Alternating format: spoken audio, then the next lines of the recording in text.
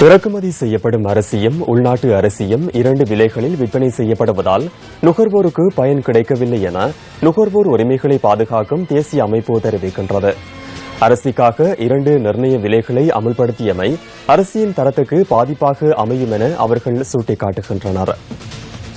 இறக்குமதி மற்றும் உள்நாட்டு அரிசிக்கு இரண்டு நிர்ணய விலைகளை வழங்க வேண்டும் என அண்மையில் நடைபெற்ற கலந்துரையாடலின் போது அரிசி உற்பத்தியாளர்கள் கோரியிருந்தனர். வாழ்க்கை செலவு தொடர்பான உபக்குழுவில் எடுக்கப்பட்ட தீர்மானத்தை கருத்தில் கொண்டு புதிய விலை உள்ளடக்கப்பட்ட வர்த்தமானியை நுகர்வோர் அதிகார சபை வெளியிட்டது.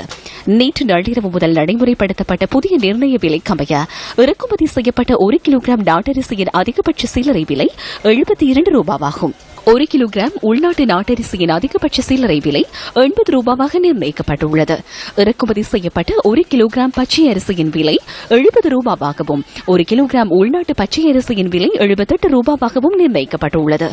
இறக்குமதி செய்யப்பட்ட 1 கிலோகிராம் சம்பா அரிசியை அதிகபட்ச சில்லறை விலையான 80 ரூபாவுக்கு விற்பனை செய்ய முடியும் என்பதுடன் 1 கிலோகிராம் உள்நாட்டு சம்பா அரிசியை 90 ரூபாவுக்கும் விற்பனை செய்ய முடியும் என வர்த்தமானியில் குறிப்பிடப்பட்டுள்ளது.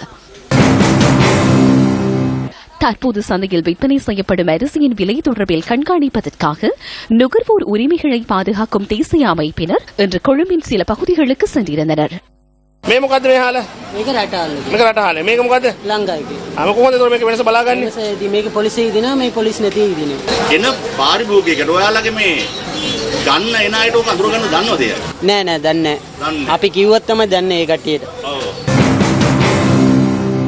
புதிய நிர்ணய விலை அமல்படுத்தப்பட்டுள்ள போதிலும் அந்த விலைக்கு உள்நாட்டு அரிசியை விற்பனை செய்ய முடியாது என வர்த்தகர்கள் கூறுகின்றனர்.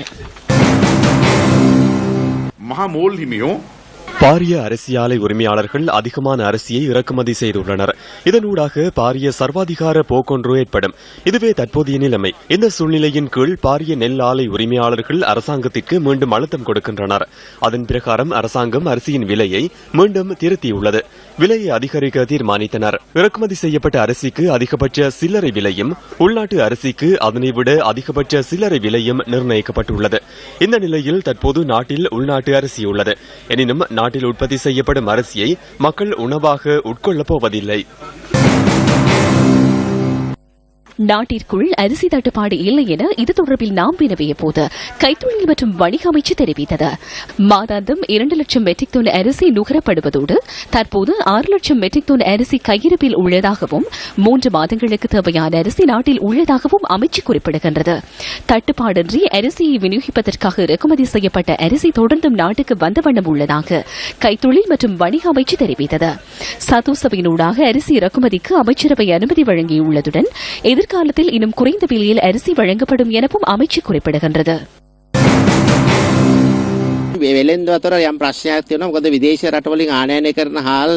வர்த்தகர்களுக்கு இடையில் பாரிய பிரச்சினை உள்ளது. நாளை மறுதினம் இந்த பிரச்சினை தீர்க்கப்படும். நேற்று நள்ளிரவு முதல் நிர்ணய விலை அமல்படுத்தப்பட்டது. தற்போது உள்நாட்டு அரிசிக்கு சிறந்த விலை நிர்ணயிக்கப்பட்டுள்ளது. சதோசவின் ஊடாகவும் 2.5 மெட்ரிக் டன் அரிசியை இறக்குமதி செய்வதற்கான நடவடிக்கைகளை எடுத்துள்ளோம். இறக்குமதியாளர்களுக்கு 2.5 மெட்ரிக் டன் அரிசியை இறக்குமதி செய்ய அனுமதி வழங்கப்பட்டுள்ளது. அவற்றின் ஒரு தொகுதி கொண்டுவரப்பட்டுள்ளது என நான் எண்ணுகின்றேன். அடுத்த வாரங்களில் எஞ்சிய தொகையும் கொண்டுவரப்படும். உள்நாட்டு அரிசியும் சந்தையில் இருக்கும்.